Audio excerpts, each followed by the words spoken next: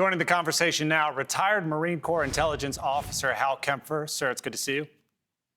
Good to see you, Alex. I want to begin with this new graphic that came from our research department. It takes a look at the long range and the capacity for short-term and cruise missiles that belong to Iran. You'll notice within this graphic a number of actual cities and countries that are essentially within this level of threat, namely the Gulf countries there marked in red, but then much larger populations, including parts of Europe and Africa, as well as Asia. Tell me a little bit about where you see the threat level being with the capacity that Iran currently has, not to mention the fact that Iran has targeted that Diego Garcia base located just roughly under 3,000 miles from Iran. Well, Alex, this really changes things. And I don't know if they have a lot of these missiles that can reach down to Diego Garcia. I used to be stationed there way back when. Know that area very well, but that's a long range. That's about 4,000 kilometers. If you were to take that ring and shoot it up to Europe, that would include London, Paris, most of Germany, Poland, certainly Rome, into Spain. You're talking a huge area of NATO that would be affected by missiles with that type of range. I think this was a statement to Europe. Basically, they were trying to intimidate Europe, kind of like they're trying to intimidate the Gulf states by doing this, to say, hey, look, if you get involved, we can range you. Now, with that said, I don't know how many of those missiles they have. That may have been the only one. It's something that last summer, during the 12-day war, it was assessed as being under development. Well, obviously, it's been developed. It didn't hit anything in Diego Garcia, but it did show a capability. Yeah, and we're talking about around 40,000 U.S. troops that are in this region.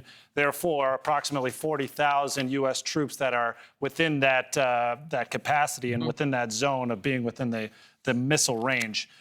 Tell me a little bit about what you're interpreting and how you are reading the mixed messaging that we're hearing from the president as well as from the Pentagon in terms of what direction this conflict is going. At one point, we're hearing President Trump, suggesting that maybe things are winding down, but at the very same time, thousands of more Marines are going into that conflict zone. What's your take on sort of what we're hearing from the White House? Well, it's a little bit of a carrot and stick approach. Of course, the stick is the fact that we have everything that we have there. We have the 31st Marine Expeditionary Unit that's coming in from Japan. They will be on station in the next 3 days. The 11th Marine Expeditionary Unit, which is about a mirror of the 31st, that's coming out from California, they'll be on station probably in a couple of weeks. And that'll give a tremendous capability to do things like potentially seize islands in the Strait of Hormuz, to try and better control it, to try and thwart the Revolutionary Guard Corps. So that's one side. And the other side, of course, with the carrot and stick, is the carrot, which is that they are trying to soften the language, give the regime a chance to maybe negotiate their way out of this, maybe say things that would allow the regime some sort of face-saving way to stop targeting oil infrastructure throughout the Gulf states. But we'll see what comes of this. So far, I haven't seen any of these things where we tried to incentivize the regime to do anything that's resulted in anything that came back concrete. You mentioned the possibility of seizing islands in the Strait of Hormuz. Are you able to do that without putting boots on the ground? Also, the other idea of potentially seizing Karg Island. I also just wonder whether or not you can accomplish opening the strait and ending the war without, doing the other thing first. Well, there is no way to seize an island without putting boots on the ground. Right, so that would, and President Trump has kind of kept that open. He said, that we're not ruling out. He says, I'm not planning on it, but we're not ruling it out.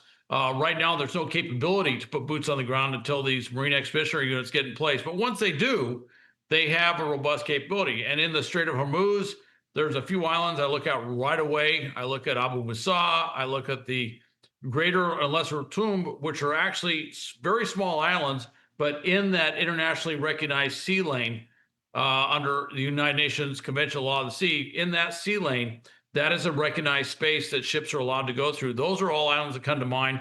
Potentially with reinforcement, something could be done at Keshem, not taking Keshem Island. That's a big island. There's a lot of people live there, but potentially doing some sort of raid. And then, of course, if the forces are all back and off of these other islands, and they could be replaced by GCC countries as occupation forces on these smaller islands, if necessary, Karg Island does open up as a possibility. Of course, with that would be seizing the area or the place where 90% of Iran's fuel is shipped from. Yeah.